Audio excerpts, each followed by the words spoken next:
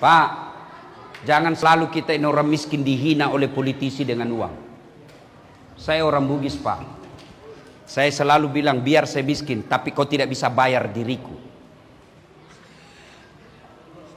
Biar saya miskin. Kenapa kalau saya miskin? Saya tidak minta-minta sama kamu.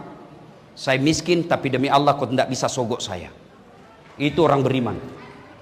Rumah kita sudah ngontrak-ngontrak, penghasilan tidak jelas, lalu kau jual pula harga dirimu. Apa yang kau bisa banggakan sebagai manusia terhormat?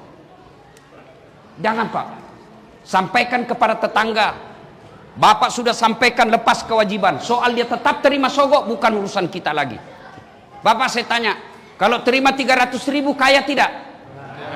Tolong jawab dengan tegas. Bapak terima 300.000 kaya tidak? Tidak. Kalau Bapak tolak 1 juta, miskin tidak? Tapi yang pasti, ketika kau terima itu uang sogok, itu artinya kau tutup masyarakat orang Betawi jadi pemimpin. Kenapa? Karena hanya orang kaya yang bisa jadi pemimpin.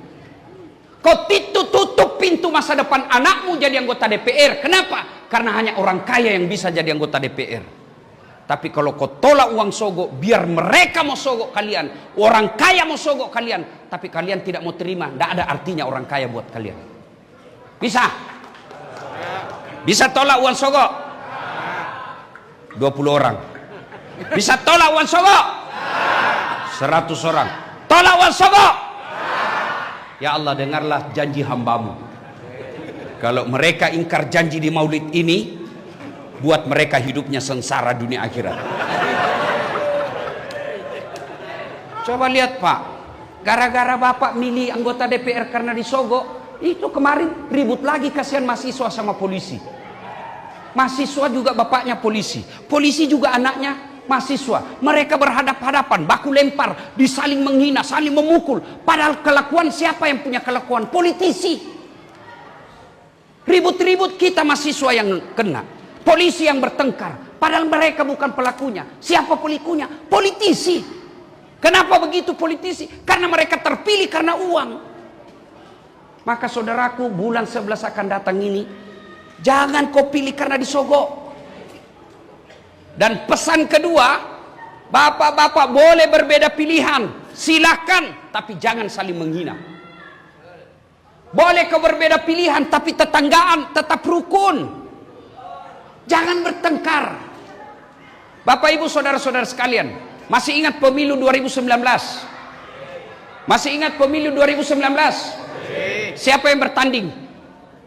Bapak Joko Widodo dengan Bapak Prabowo. Siapa yang menang?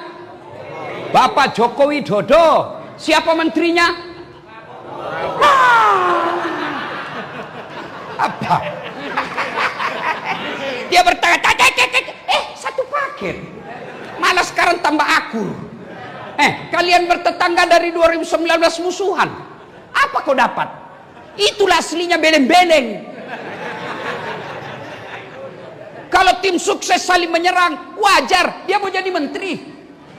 Pengusaha saling mendukung, wajar mereka mau dapat proyek. Tapi kalian bertetangga beda pilihan bermusuhan, apa kau dapat?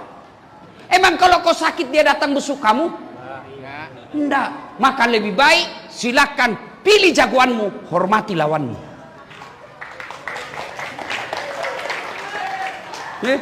Bapak ibu saudara-saudara sekalian, sholat jamaah. Hidupkan sholat jamaah. Sebagai contoh konkret, ini yang ceramah, Pak, saya tidak pernah mondok.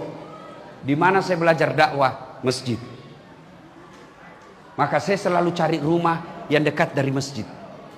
Bapak kalau mau beli rumah, pilih rumah yang dekat dengan masjid. Tapi kalau Bapak dengan masjid seperti ini tidak pernah datang berjamaah, dicari kau nanti malaikat.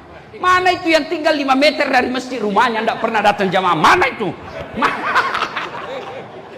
Kalau ini masjid juga tidak terurus dengan baik, maka yang dekat-dekat rumahnya masjid nanti kalian dicari. Hidupkan masjid. Dan demi Allah, tidak ada orang sengsara hidupnya kalau dia rajin dan menghidupkan masjid. 7 golongan orang dilindungi di padang mahsyar kelak. 1 di antaranya mereka yang menggantungkan hatinya di masjid.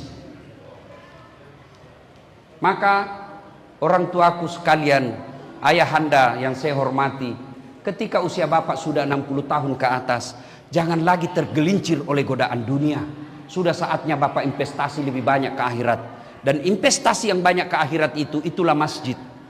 Allah sediakan satu ruang khusus bagi mereka yang menghidupkan masjid di padang mahsyar kelak. 7 golongan diantaranya, salah satu diantaranya mereka yang menghantungkan hatinya di masjid. 2. Sunnah Nabi. Pak Ibu, saudara-saudara sekalian, sedekah. Bersedekahlah. Bapak semampunya, Allah tidak minta banyak. Misalnya hari Jumat atau hari Kamis, mungkin bisa dijadikan tradisi takmir masjid di sini. Senin Kamis. Mulai Kamis kita umumkan para jamaah yang ingin puasa hari Senin dan Kamis, kami ajak sholat malam di masjid. Bermula dari pukul 3, jam 4 kita makan sahur bareng-bareng. Kalau ada pesertanya 5, 10, Bapak mampu, saya yang tanggung makan sahurnya jamaah. Itulah harta Bapak yang tidak bisa diambil orang. Kemudian saya yang tanggung makan bukanya.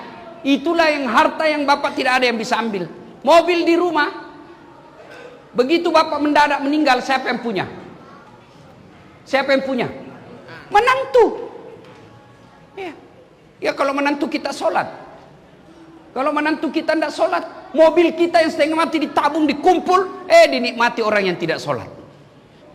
Maka saudara, kalau cinta kepada Rasulullah, jaga sholat jamaah, ada sedikit rezeki dari Allah, bersedekahlah, karena itulah harta kita. Mudah-mudahan ada manfaat, lebih dan kurangnya mohon dimaafkan.